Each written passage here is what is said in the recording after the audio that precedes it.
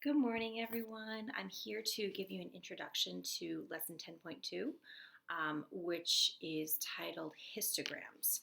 A histogram looks very much like a bar graph, and it has a lot of the same characteristics. However, it is slightly different. So hopefully at this point you reviewed your notes that I posted on this assignment. A histogram is a bar graph that shows the frequency of data in values that are intervals of the same size. So in the notes that I gave you, it was looking at the number of laps that were swam, I'm assuming, or ran. And you'll notice that along the x-axis, these intervals, the range of numbers, is consistent. That is an absolute must. It has to be done that way. You have to count by the same. So this is 1 to 3. It's covering anyone who ran or swam 1, 2, or 3 laps. And then the next interval is 4 to 6. So 4, 5, or 6. So each and every one of these is covering the same amount, the same range of laps, if that makes sense.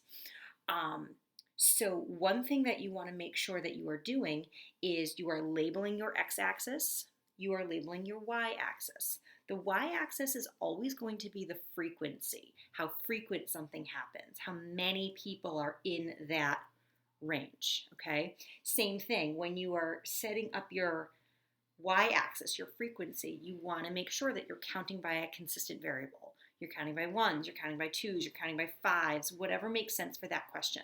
So if you're graphing things that are small numbers, like in here, the highest is 11, I chose to count by twos.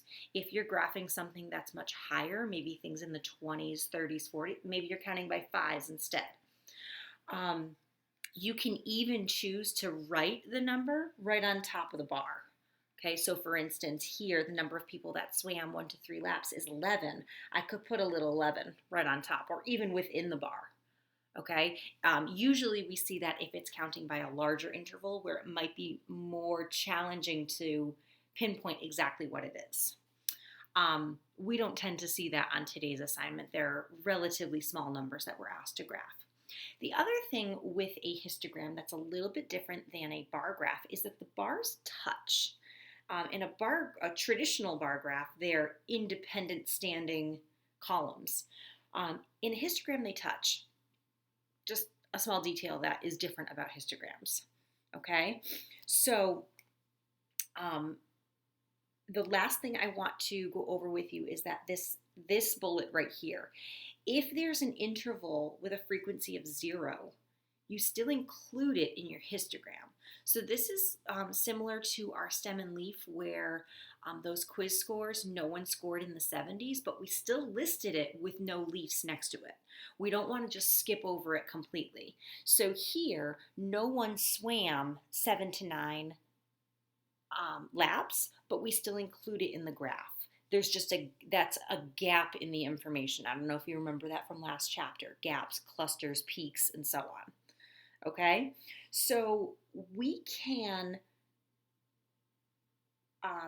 determine how many people or how many pieces of information are represented in a histogram by counting the frequency. By looking at the bar height, for instance, 11 people swam 1 to 3 laps, 4 people swam 4 to 6, and so on. We can count up those numbers, and that tells us how many people are represented. However, we are limited in other pieces of information. When looking at this histogram, we know 11 people swam 1 to 3 laps, but we don't know how many people swam 1 and how many people swam 2 and how many people swam 3. So we are limited in terms of what we can answer with a histogram.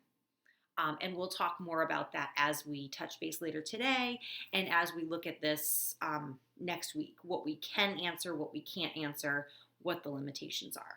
Okay, so today's assignment is the workbook page 228. You are asked to create 4 different histograms, and number 5 gives you the histogram, and then there's some questions based off of it. So I will be on at 2 o'clock going over these, so hopefully you can join us and I can answer any questions that you might have. I will see you then. Bye.